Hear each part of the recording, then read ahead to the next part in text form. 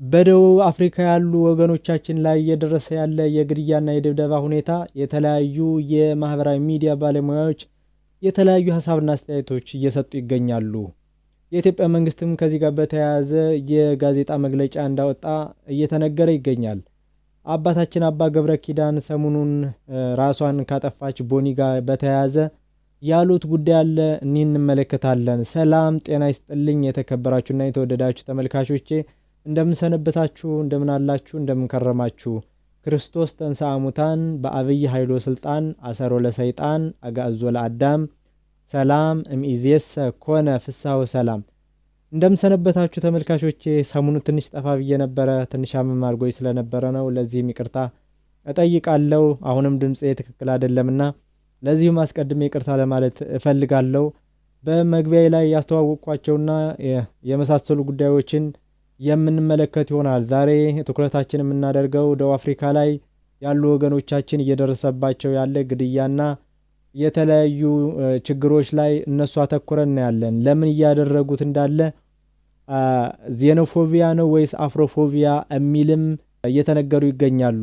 ይህም የተባለበት ምክንያት ሁሉም ስደተኞች ወይም ሁሉም ከሌላ ሀገር የመጡ ዜጎች ላይ ነው አትምጡብን እያሉ ያሉ ወይስ አፍሪካውያን ስደተኞች ብቻ የሚለውን እነዚህን አበክረን የምንመለከት ይሆናል። የዩቲዩብ ቻናሉን ላይክ፣ ሰብስክራይብ፣ ሼር እንድታደርጉልን በአክብሮት እንጋብዛችኋለን። ይህ ሳብ ሚዲያ ነው። ወደ ዛሬ ፕሮግራሞቻችን እናልፋለን። ፕሮግራማችን የምንጀምረው ዛሬ በዓለ 50 ነው አሁን ያለንበት ወቅትና በበዓለ 50 ንስሐ ይገባል አይገባም በሚለው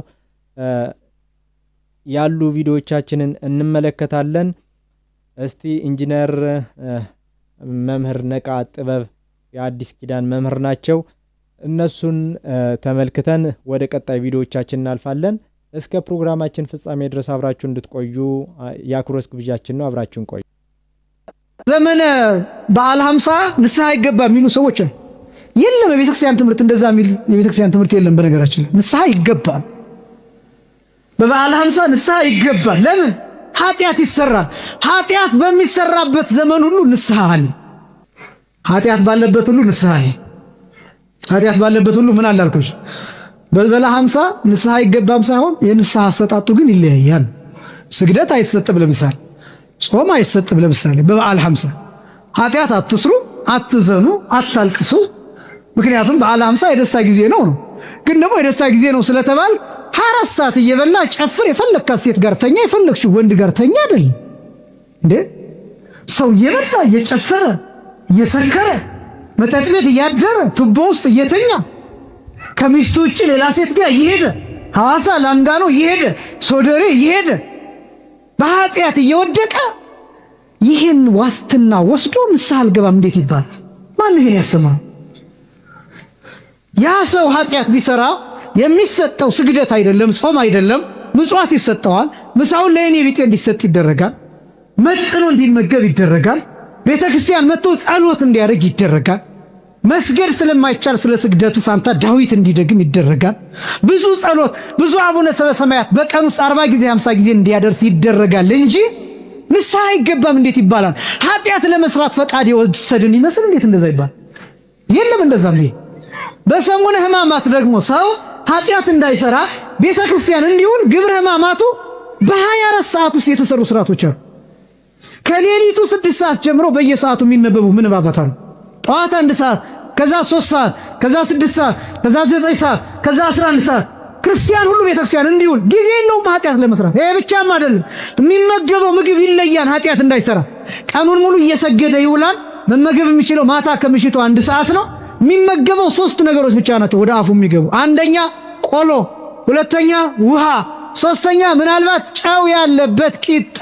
እነዚህ 3 ነገሮችን ብቻ ነው እንዲመገብ የሚያዘፍታ ነገስቱ። ስለዚህ ኃጢአት አይሰራም። ኃጢአት ቢሰራ እንኳን ቢወድቅ እንኳን እግዚአብሔር ይፍታ ባይባልም ግን ለካህኑ ይናገራል። ይሄን ኃጢአት ሰርቻለሁ ብሎ ለካህኑ ይናገራል።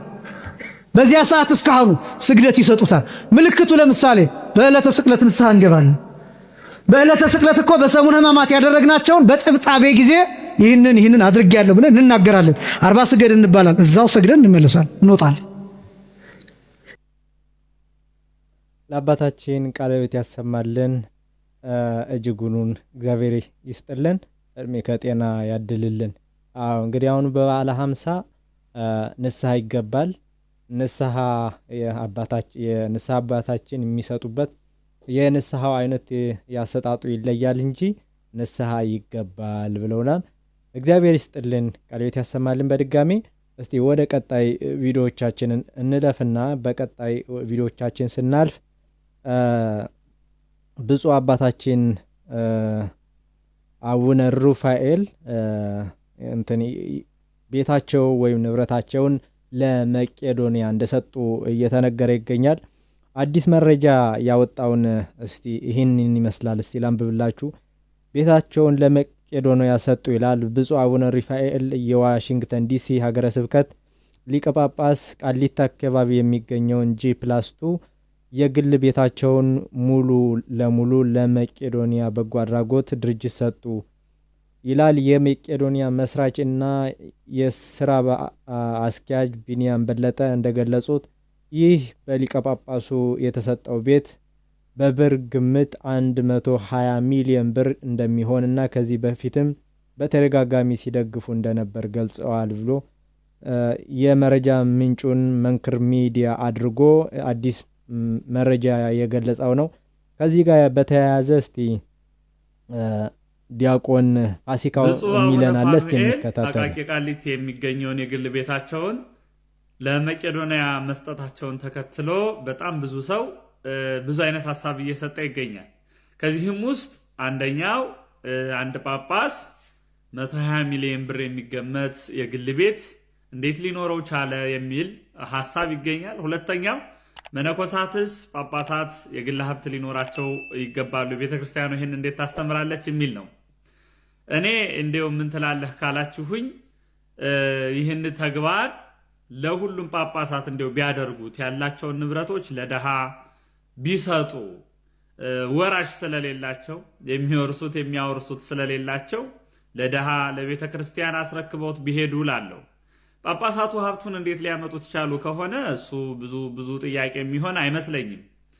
ለምን ብዙዎቻችን አሁን ላይ ያለውን ነገር ስለምናውቀው ብዬ ስለማስብ ማለቴ ነው። ደሞዛቸውን ሌሎችም ነገሮች ቢነሱ ይህንን መስራት ያቀታቸዋል ብዬ አላስብም። ዝሮ ግን ብናበረታታ እንደዚህ አይነትን ጉዳዮች ጳጳሳቱ ሌሎች ጳጳሳት ያላቸውን G+3 G+4 ቤቶች ለደሃ የሚበሉት ላጡት እናት አባት ለሌላቸው ለደሃ አደጎች ለነዛ ለአረጋውያኑ ቢሰጡ ምን ትላላችሁ? እናመሰግናለን ወንድማችን ዲያቆን ፋሲካው። ልክ ነው አይደለ? እኛ ሌሎች ጉዳዮችን ተዋቸውና ያደረጉትን እንትን ብቻ አድንቀን እናልፋለን። ንብረቱ ከየት አገኙት እንዴት መጣ የሚለውን ጥያቄ አይሆንም። እንዳለው ጳጳሳት የሚከፈላቸው ደሞዝ ትንሽ የሚባል ነገር አይደለምና ባይሆን አንድ ጳጳስ ልጅ የለውም፣ ሚስት የለውም፣ አይኖረውም። ገና ምንኩስና ሲሄድ ዓለምን ንቆ ቤተሰቦቹን ረስቶ ነው የሚሄደውና እንደዚህ አይነት ጉዳዮች ቢበረታቱ ጥሩ ነው ማለት የምችለው። እንቀጥል። አንዲት ልጅ ሰው በኮሜንት ስለሰደባት ራሷን አጠፋች ብሎ ሰው ነግሮኛል ትናንት። በጣም ያሳዝናል። እውነቴን ነው የምነግራችሁ። እንዴት ክቡር የእግዚአብሔርን ፍጥረት ሰድበን እንገላለን በእውነት ማለት ነው። አሁን እዚህ በኋላ ራሱ እኮ አንማርም። ይገርማችኋል እኮ ሄደን ሰውን ሽንቁር ማድረግ፣ ሰውን መውጋት፣ ሰውን ማድማት፣ ማመዝገን ካልቻላችሁ ዝም በሉ። እኔ እግዚአብሔር ያውቃል፣ ያው እግዚአብሔር ምስክሬ ነው። ልጅቱ ምን ትሆን አላውቃትም፣ አሁንም አላውቃትም። የሚገባ ነገር የምትናገሩት ይሁን የማይገባ ነገር የምትናገሩት ይሁን ትናንት ነው ከዛ ከስልጠና ስንወጣ አንድ ወንድማችን ነው እንዲህ ብሎ ሞተች እኮ ብሎ ይነገረኝ። ይሄ እንድን ተምራችሁበታል። አሁን የልጅቱ ሞት አንደኛ ክፉ ቃል ቢነገረን መሞት የለብንም ወገኖች። ሰው የመሰለውን ነው የሚናገረው እኮ ያሰበውን ይናገራል፣ የመሰለውን ይናገራል። እግዚአብሔር እስካለልን ድረስ ሰው የጣለውን እግዚአብሔር ያነሳዋል። ሰው የጣለውን እግዚአብሔር ያነሳል። ሰው የጠላውን ሁሉ እግዚአብሔር ያነሳል። እኔም ማየውን አንተ አታይም አይደል ያለው ቅዱስ ጴጥሮስን። ሰው የውጭ ኃጢአትን ያያል፣ እግዚአብሔር የልብ ጽድቅን ያያል፣ ይመለከታል። እና በህይወታችሁ ዘመን ከዚህ ልጅ ህይወት ተነስቼ የምነግራችሁ እኔ ሃይማኖቷን ምን ይሁን አላውቅም። የምነግራችሁ ግን ስለ ሰው አስተያየት ብላችሁ አትኑሩ፣ ስለ እግዚአብሔር ብላችሁ ኑሩ። ምክር ከሆነ ተቀበሉት። እንዲያውም አንድ ነገር በዚያው ሰው ሲናገራችሁ ምን ማሰብ እንደሚገባችሁ አንድ የቅዱስ ዮሐንስ አፈወርቅን 3 ንግግሮች ልንገራችሁ። ሰው ክፉ ቃል ሲነገራችሁ ደግሞ ነገም እናንተ እንዳትሞቱ ብዬ ነው። ሰው ክፉ ቃል ሲነገራችሁ ምንድነው ማሰብ ያለባችሁ? 3 ነገር ነው ማሰብ ያለባችሁ። ቅዱስ ዮሐንስ አፈወርቅ ዮሐንስ ወንጌልን ሲተረጉም የተናገረው ነው። አንደኛው ያለብህን ስህተት ከሆነ የሚናገር አትጥላው፣ መስታወት ሆነዋልና ነው። አትጥላው፣ ሂድና አስተካክል። መስታወት አሁን እዚህ ላይ እንደው አንዳንድ ጊዜ እንደው እስቲ ገብስ ቆሎ በልተን በተልባ ወጥ በልተን ጥርሳችን ላይ ልጥፍ ብሎ ገብሱ መስታወት ስናይ እንደው ገብሱ ጥርሳችን ላይ ብታዩት አፈር ያባህንት መስታወት እንደው ብለት ተሰብሩታላችሁ? አሰብሩትም እንዴ? ታነሳላችሁ ጉድፋችሁን ማለት ነው። ክፉ ቃል የሚናገርን ሰው ልክ እንደዚያ መስታወት ይኸው በቃ ቀለል አድርገህ እንደዚያ መስታወት ጉድፍህን አንሳ እንጂ ወደ ውስጥ ወስዳ አትጎዳበት፣ አታምሰልስለው፣ ራስህን ይበት።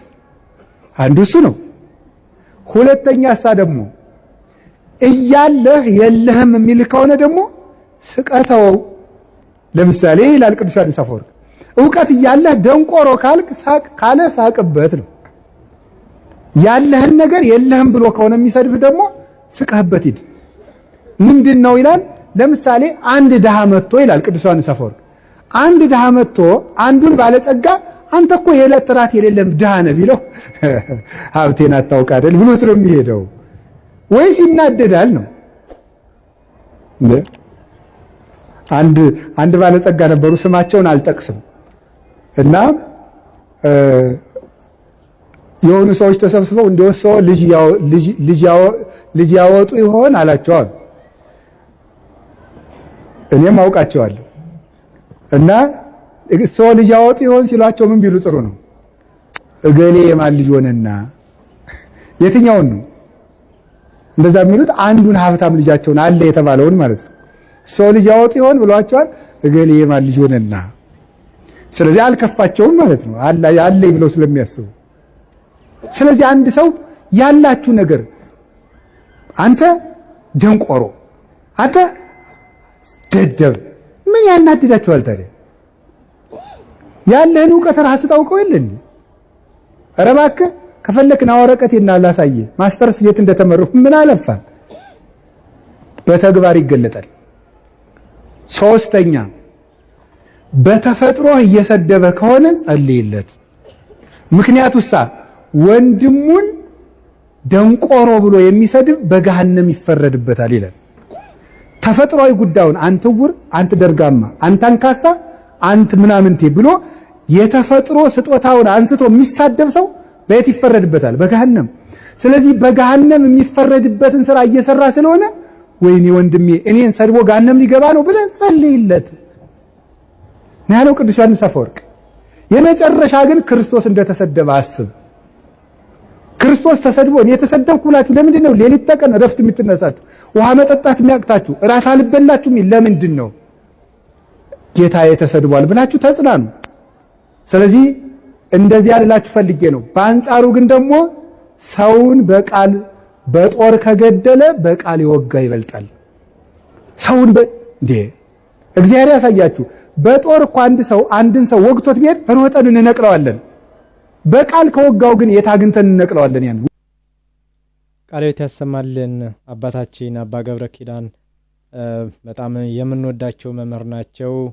እንግዲህ አሁኑ ከልጅቷ ከእህታችን ጋር ሞት በተያያዘ የተናገሩት ንግግር ነው ወይም ትምህርት ነው። አዎ በተለያዩ ንግግሮቻችን በተለያዩ ስራዎቻችን የተለያዩ ሰዎች እንጎዳለን። ስለዚህ ሰዎችን እንዳንጎዳ ለመጎዳታቸውም ምክንያት እንዳንሆን የሚል ሐሳብ ነው። እውነት ነው። ልጅቷ የምን ሃይማኖት ተከታይ ትሁን እሱ አይደለም ዋና ጉዳያችን። እሷ እግዚአብሔር አምላክ በክቡራን እጆቹ የፈጠራት ፍጥረት ነች።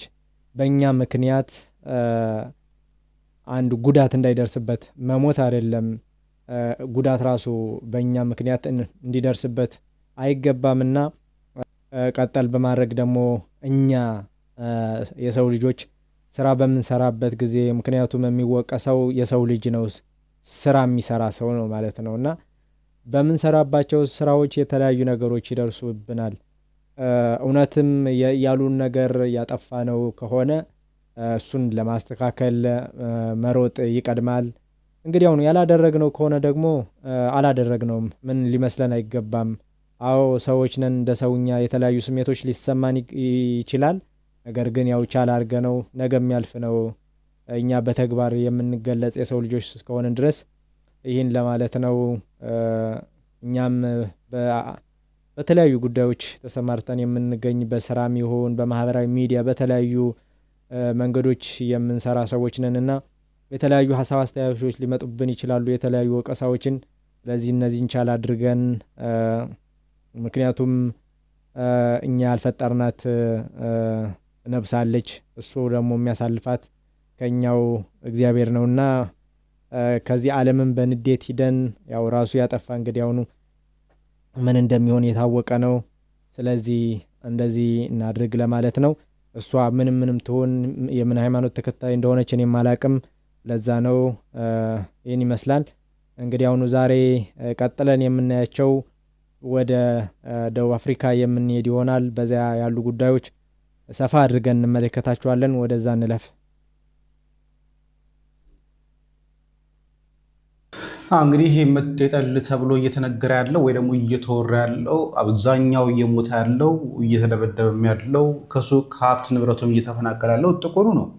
ነጮቹ ምንም አይባሉ። በነገራችን ላይ ይህ ረብሻው ከመጀመሩ በፊት ህንዶችን፣ ነጮችን፣ ኢንዲያዎችን አጠቃላይ እንደዚህ ነጭ የተባሉት አካላትን ሰብስበው አነጋግረዋቸው ነበር። ያነጋግሯቸው ታዲያ ይህን ሀገር ለቃችሁ ውጡ፣ መጤዎች ናችሁ በሚለው አይደለም የተነጋገሩት ጥቁሮች እናንተ ጋር እየሰሩ ከሆነ እንዲያባሩላቸው ነው። ይህ ነገር ታዲያ በጣም ብዙ ጥያቄዎችን አስነስቷል። መጤ ጠል ከሆኑ ለምን ሁሉም መጤዎች አይሆንም የሚል ነገር። በአብዛኛው ሀብት እየተቆጣጠሩት ያለው ወደ አፍሪካ ላይ አንደኛ ተብሎ የሚታወቀው ባለሀብት እንኳን ነጭ ነው፣ ጥቁሮችም እንኳን አይደለም። ነገር ግን እነሱ አይነኳቸውም። የኛዎቹ አፍሪካውያንን ግን በተለይ ናይጄሪያ፣ ጋና፣ ዚምባብዌ፣ ኢትዮጵያውያን፣ ሶማሊያውያንን ጥቃት ላይ ግን እያደረሱባቸው ነው። አስባችሁታል? እንግዲህ አሁን ከዚህ ቀጥለን የምንመለከተው ጉዳይ ይኖራል። ዋናው የዚህ ጉዳይ አስተባባሪ ወይም እንደዚህ እንዲደረጉ የሚያደርገውን ዩጋንዳዊ አይ ቲንክ ፖለቲከኛ ይመስለኛል ከነዛ ነጮች ጋር የሚያደርገው ነገር እናያለን። የሚያደርገው ነገር አለ፣ እሱ እናያለን። እንዴት አድርጎ ነጮች ጋር እንዴት እንደሚሰግድ ተንበርክኮ እንትን እንደሚል እናያለን። እና እንትኖች ግን ጥቁሮች ግን ጠልተው ሊሞቱ ነው፣ ጥቁር ሆነው ማለት ነው። እንቀጥል እስቲ። 4 lives lost in 48 hours, 5 in a single month. This isn't just a headline. This is tragedy happening right now in Johannesburg. Our brothers from Ethiopia are being targeted in the streets where they work. These aren't random acts of violence. These are targeting shootings. The African Commission just called it out. Xenophobic violence and vigilante conduct. People are being hunted based on their legal status or simply for being foreigners. But being a migrant is not a crime. Running a business is not a crime. Seeking a better life should never be death sentence, and we cannot stay silent. We need the South African government to step up and ensure justice, accountability, and protection for everyone within their borders. እናመሰግናለን ወንድማችን። ይህን ታውቁታላችሁ። እንግሊሽ ቋንቋ በማስተማር የሚታወቀው አይ ቲንክ መሀሪ ነው። ይቅርታ ለዩቲዩብ ቻናሉ እርግጠኛ አይደለሁም። በዩቲዩብ ቻናል ላይ የተለያዩ የእንግሊዘኛ ኮርሶችን የሚሰጥ ወንድማችን ነው። ያው እንዳለው ሰምታችኋል። በተለያዩ ጉዳዮች አይደሉም ስራ መስራት ወንጀል አይደለም። በስራቸው እያሉ ነው መተው እንደዚህ አይነት ቫዮለንስ እየደረሰባቸው ያለው ነው። እናመሰግናለን። ድምጽ መሆንም ስለሚያስፈልግ ነው። ለዚህ የተለያዩ ቋንቋዎችን የሚችሉ እህቶች ወንድሞቻችን እንደዚህ ድምጽ ሊሆኑ ያስፈልጋል። እንቀጥል። ሳውዝ አፍሪካ የሚገኙ ኢትዮጵያውያንን ጉዳይ አስመልክቶ እንግዲህ የኢትዮጵያ ኤምባሲ በፕሪቶሪያ ማለትም በሳውዝ አፍሪካ እንግዲህ መግለጫ አውጥቷል። በወቅታዊ ጉዳይ የተሰጠ ማሳሰቢያ ይላል። እናም እንግዲህ ኤምባሲው እንዳለው ከሆነ በዜጎቻችን ላይ በግፈኞች እየደረሰ ባለው ግድያና በደል የተሰማውን ጥልቅ ሐዘን እየገለጸ ለተጎጂ ቤተሰቦችና ወዳጆች መጽናናትን እመኛለሁ። እና ያው ሙሉ መግለጫ ወይም ደግሞ ሙሉ ደብዳቤው ይህንን ይመስላል። ይህንን አስቸጋሪ ሁኔታ ትኩረት እንዲሰጠውና ተገቢውን ጥበቃ እንዲደረግ ለደቡብ አፍሪካ መንግስት እንዳሳሰበ አሳውቆ ችግሩን በመረዳትም ለጸጥታ አስከባሪ አካላት መመሪያ እንደወረደም ተናግሯል። ከዛ በተጨማሪ ደግሞ የደቡብ አፍሪካ መንግስት በሀገሪቱ ለሚኖሩ ዜጎቻችን ተገቢውን ጥበቃ እንዲያደርግ ግድያውንም እየፈጸሙ ባሉ አካላት በሚመለከተው የደቡብ አፍሪካ የጸጥታ መዋቅር በኩል በአስቸኳይ ህጋዊ ምርመራ በማካሄድ በግፈኞች ላይ እርምጃ እንዲወሰድና ውጤቱም ለኤምባሲያችን በአስቸኳይ እንዲገለጽለት በቀጣይ ተጨማሪ ህይወት እንዳይጠፋ ችግሮች በሚታዩባቸው አካባቢዎች ላይ ጥበቃ እንዲደረግ በመካከልም ችግሩን በተመለከተ ከሚመለከታቸው ተቋማትና ግለሰቦች ጋር በግንባር ቀርቦ መነጋገር እንዲቻል የውይይት መድረኮች እንዲመቻቹለት በደብዳቤ በግልጽ እንደጠየቀ አስታውቋል። ከዚህ ጉዳይ ጋር ተያይዞ አዳዲስ መረጃዎች የሚወጡ ከሆነ ተከታታይ የማቀርብላችኋል። ይህን ቪዲዮ ደግሞ ስለዚህ ጉዳይ ማወቅ ስለሚፈልጉ ጓደኞቻችሁ በሙሉ ላኩላቸው። እናመሰግናለን ወንድማችን ሙሴ ሰለሞን። የኢትዮጵያ መንግስት ይሄን መሰለም ይመስላል ያወጣው መግለጫ በወቅታዊ ጉዳይ ላይ ያወጣው ማሳሰቢያ ነው የሚለው። ያው የኢትዮጵያ መንግስት እዛ ሄዶ ፕሮቴክሽን እንዲያደርግ አንጠብቅም እዛ ላሉ ወገኖቻችን። ምክንያቱም ኢትዮጵያ ውስጥ ያሉትንም ይህን ተመሳሳይና ይህን ካላነሰ እየደረሰባቸው ይገኛል። እዛ ባህር ተሻግሮ ሌላ ማዶ ሄዶ ያስከብራል የሚልም ወይም ዛሬ መግለጫው ይወጣል ነገም ይረሳል እንደማለት ነው። ሌላ ነገር አይኖርም። እንቀጥል። በደቡብ አፍሪካ ጆሃንስበርግ የሚገኘው ኢትዮጵያዊ ወገናችን በጠራራ ፀሐይ በአሰቃቂ ሁኔታ መሃል ጄፒ ተብሎ በሚጠራው አካባቢ በጥይት ተመቶ መገደሉ ተሰምቷል። ግድያው ዝርፊያ ሳይሆን ሆን ተብሎ የታቀደም ይመስላል። ደረሰኝ በጣም የሚዘገንን ገበያ መሃል አንድ ኢትዮጵያዊ ሲገደል የሚያሳይ ነውና ዛሬ 5 ሰዎች ሞቱ። ትላንት አንድ ሰው በጣም ችግር ላይ ያለ ነው። በደቡብ አፍሪካ ኢትዮጵያዊ በሱቅ መሃል በአደባባይ በሰዎች ተከቦ በጥይት ተገድሏል። በቀጣይ ቀን በማክዶናልድ የተቀመጡ 3 ኢትዮጵያውያን በስለት ተወግተዋል። መጀመሪያ ደቡብ አፍሪካውያኑ ሲቲዝን አረስት የሚሉት ዓለም ደግሞ ዚናፎቢያ ወይንም መጤጠል የሚለውን ስርና ምክንያቱ ነው። We don't want this as African people anymore. እነዚህ መጤ ከተባሉና ሱቅ ለሱቅ እየተዞረ ሱቃቸው የሚዘጋባቸው የሚደበደቡ የሚዘረፉ መጤ ተብሎ ከተለዩት መካከል ኢትዮጵያ ዋነኞቹ ናቸው። እንደሰማችሁት ነው እንዳያችሁት ነው። እንግዲህ አሁን ቁጭ ያለ ሰው ነው የሚገደለው። ቁጭ ብሎ ሬስቶራንት ውስጥ የተቀመጠ ሰው ነው ሄደው ሲገሉት የሚያሳየው ቪዲዮዎቹ። ለመዝረፍ አይደለም ያስታውቃል። ለመዝረፍ አይደለም ታርጌት ተደርጎ ነው የተጠናበት በሚመስል ሁኔታ ነው የተገደለው ወንድማችን። ሌሎችም አይታችሁ ይሆናል ከተቀመጡበት መጥቶ በጀርባቸው ሲተኩስ የሚያሳይ ሌሎች ቪዲዮዎችም አሉ። ያው የዩቲዩብ እንትን ስለማይፈቅድ ነው፣ የዩቲዩብ ህግ ስለማይፈቅድ ማሳየት አይቻልም። እዚህ ያለው ሁኔታ ነው ይህን ነው የሚመስለው። እንቀጥል እስቲ።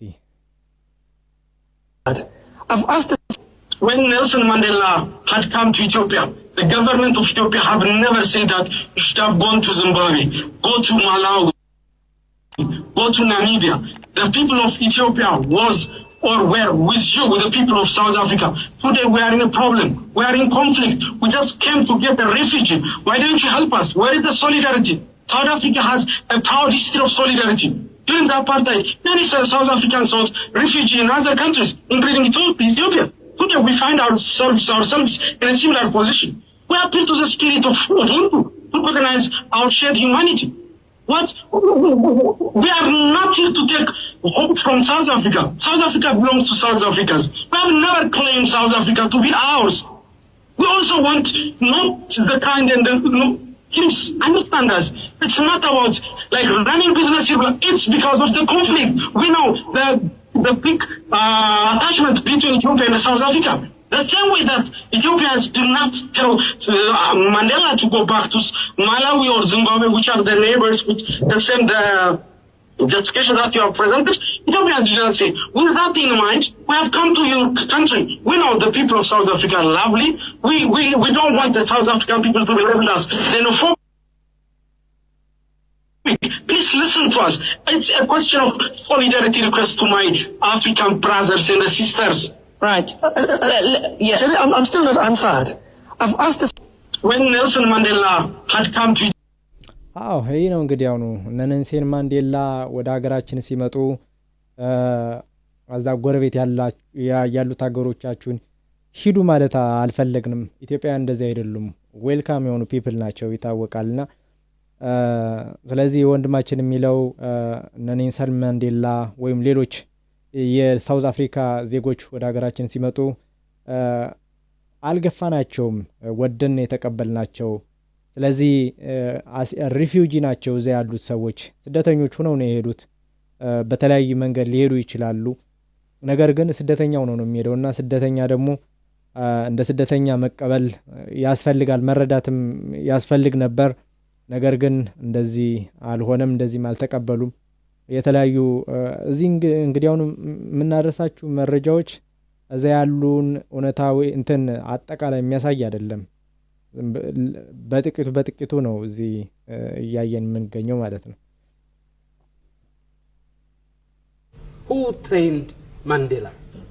Emperor Haile Selassie, the reactionary, trained Mandela, the revolutionary. Mandela was trained in Ethiopia. Who supported Mugabe in his fight against Rhodesia? Mengistu. Internally, Mengistu was a butcher. But on the issue of Africa, Mengistu was as solid as Haile Selassie was. Ethiopia's commitment to Africa has not varied with governments. You could have Emperor Haile Selassie, and you could have Mengistu, and you could have a different government. Didn't matter.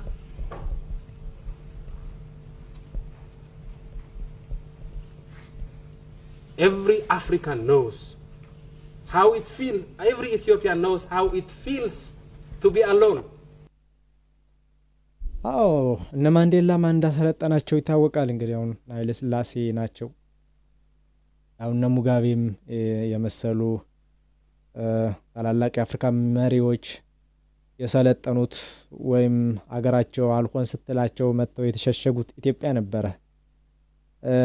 የኔልሰን ማንዴላ ውለታ ሲነሳባቸው እነዚህ አሁንም እንደዚህ የሚያደርጉት ሰዎች አይ ቲንክ ፖለቲከኛ ይመስለኛል። አንዱ ምንድነው እኛ ማንዴላ ሁላችንም እንኳን እንወደውም የሚል መልስ ነው የሚሰጡት። ያ እንደዛ ያለው ሰውዬ ቀጥለን የምናየው ነው የሚሆነውና እንቀጥል እስቲ። I think we need to be very careful about xenophobia. We need to understand that South Africa does not have a xenophobia problem. We have an Afrophobia problem. We have millions of Germans in the Western Cape. We have a lot of foreigners in this country, whether legally or illegally, who are not from Africa. They are not being discriminated against. They are not being chased out. This is an Afrophobia, and that needs to be addressed. እያለው ያለው እንግዲህ አሁን ይሄ ደቡብ አፍሪካዊ ነው። ፒተር ክሪየል ይባላል እያለ ያለው እንግዲህ አሁኑ ይሄኛው የሁሉም ስደተኞች ጥላቻ አይደለም፣ የአፍሪካውያን መጤነት ወይም የአፍሪካ ስደተኞችን ብቻ ነው ጥላቻ የሚያሳየው። ምክንያቱም ዌስት ኬፕ ላይ የተለያዩ ሚሊየንስ የሚሆኑ ጀርመናውያን አሉ። በእነሱ ላይ ይህን ነገር ሲደረግ ወይም እንደዚህ ዲስክሪሚኔት ሲደረጉ አይታይም። በአፍሪካውያን ብቻ ላይ ነው ይህ ነገር እየታየ ያለ ነው የሚለን። እንቀጥል። ደቡብ አፍሪካዊ ነው። In order for this African Union to be a success, this needs to be addressed. I think it was condemned by the African Union, but it needs to be taken a step further. Negotiations have to be had. We have to ask, how can we have collaborative border crossing investment, trade, intra-Africa trade, whatever it might be, on a collaborative term with good border management. There is no such thing as an illegal African in South Africa. Africa belongs to Africans. I think it's very sad to see that people are being beat in the streets, we need to ask, why are people from Zimbabwe, from Malawi coming to South Africa? It's because their government has let them down more dramatically than our government has let us down.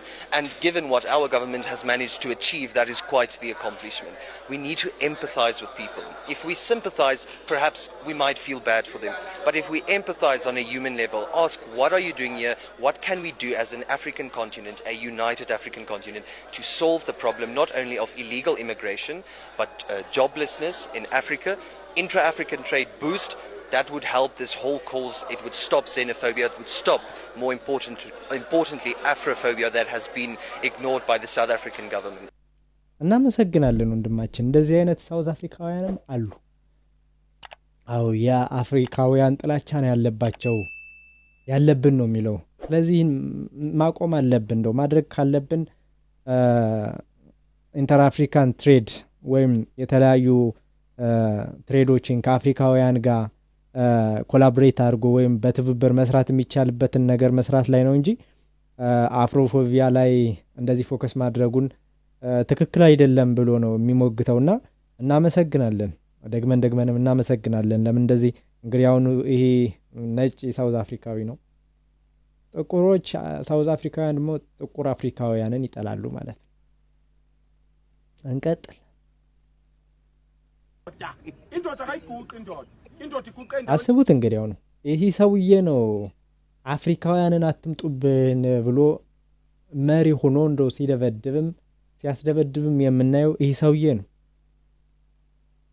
ተመልከቱ እንግዲህ አሁን ነጯ ግን ስደተኛ ነች፣ እሷም ስደተኛ ነች። ተንበርክኮ እንግዲህ አሁን አበባ አልተቀበልሽ ነው የሚላት። ለጥቁር አፍሪካውያን ምን እያለ ነው? አትምጡብኝ አይደል? ነጯ ስትሆን ግን ዩ ዌልካም ነው ነገርየው ማለት። እንቀጥል እስቲ። iguqe phambi kwenkosi ayiguqele enye into indoda bese kuthiwa kufundiswa amadoda ukuthi awaguqe amadoda aguqe አይታችኋል እንግዲህ አሁን ይሄን ነው የሚመስለው አፍሪካውያን ለአፍሪካ ለሆነ ያለችበት ጊዜ ማለት ነው። አው የተለያዩ አፍሪካ ሀገሮች አሉ እንደዚህ ይሄ መጥላት። ይሄ ዋናው የተባለበት እንግዲህ አሁን ምንድነው ኢኮኖሚያችን በእነሱ ተቆጣጣሩት የሚል ነው። ይህን የሚመስለው የሰነፍ ሐሳብ ነው። ሰነፎች የሚያቀርቡት ሐሳብ ነው። ሰነፍ ሲሆን ሰው ሰርቶ ለስደተኛ የሚመች ወይም ሰርቶ የሚለወጥበት ከሆነ እዛ ላሉ ዜጎች የማይለወጡበት ምክንያት ምንድነው? እነዚህ ሰነፎች የሰነፍ ሐሳብ ነው ያላቸው። ኢኮኖሚ ከውጪ በመጡት ታክሲ ይከፍላሉ አይደል? ታክሲ ይከፍላሉ። ስደተኛም ትሆን ታክስ ትከፍላል። ማንም አይሰጥም። ምክንያቱም አለ ተከራይታ ነው የምትሰራው እዛ መጥተህ። ስለዚህ ይታወቃል የት እንደምትሰራ። ስለዚህ ታክስ አከፍል በነፃ የሚያሰራ የለም። ያው ግን ያው ጥላቻ ነው፣ ምን ማድረግ ይቻላል። ለነጮች እንዴት እንደሚሆኑ እንግዲህ ማየት ነው። እንደዚህ ነው የሚመስለው። ለነጮች እንደዚህ እየጨፈሩ ገና ከቀኝ ግዛት ያልወጣ አይምሮ ማለት ነው። እንደዚህ እየጨፈርክ እነሱን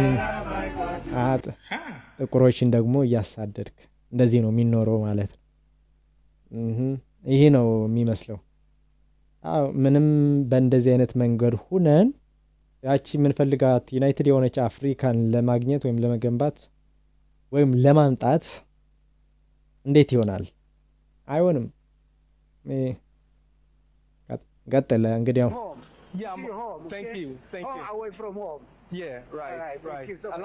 እንግዲህ አሁን ይሄ ደቡብ አፍሪካዊ ነው። ወደ ኢትዮጵያ ሲመጣ እኒህ አባታችን እንዴት እንደተቀበሉት ወይም ኢትዮጵያ እንዴት እንደተቀበሉት ደግሞ እስቲ እንመልከት። ይቅርታ ይሄ ጋናዊ ነውና ወደ ኢትዮጵያ ሲመጣ እኛ አፍሪካውያን ወደኛ ሲመጡ እንዴት እንደምንቀበላቸው የሚያሳይ ነውና እንቀጥል እስቲ እንየው። እነሱ ጥቁራትም ጥብን ነው፣ እኛ ደግሞ እንዴት እንደምንቀበላቸው።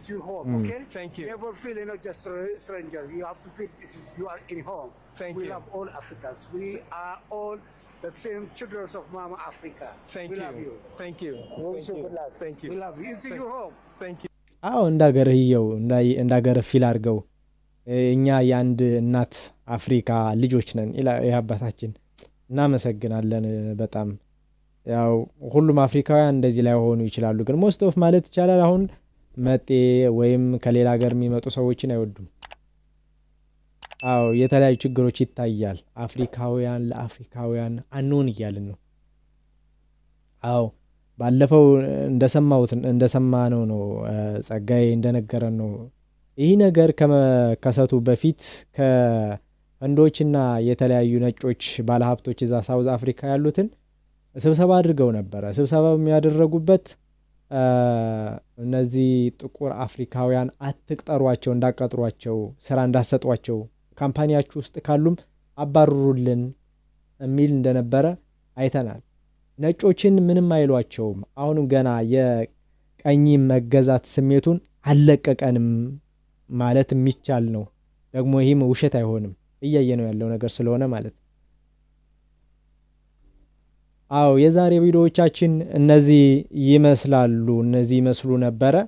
አዎ እንግዲህ አሁን ሜሴጅ ለደቡብ አፍሪካውያን ማሳለፍ ከተፈለገ ማለት የምንችለው ለሳውዝ አፍሪካውያን እንግዲህ አሁን ባለችን አቅም በምንችላት እንግሊዘኛ ማስተላለፍ ከተፈለገ እንሞክርና ሜሴጁ ይደርሳቸዋል ብለን እናስባለን። ያው ከደረሳቸው ይረዱታል። ምንም የኔ እንግሊዘኛ ዊክ ቢሆንም please stop xenophobia, South Africans, to kill you brothers and sisters of African people. They came to your country as a refugee. Because of their country nowadays it is not okay. It's because of politics and social problems.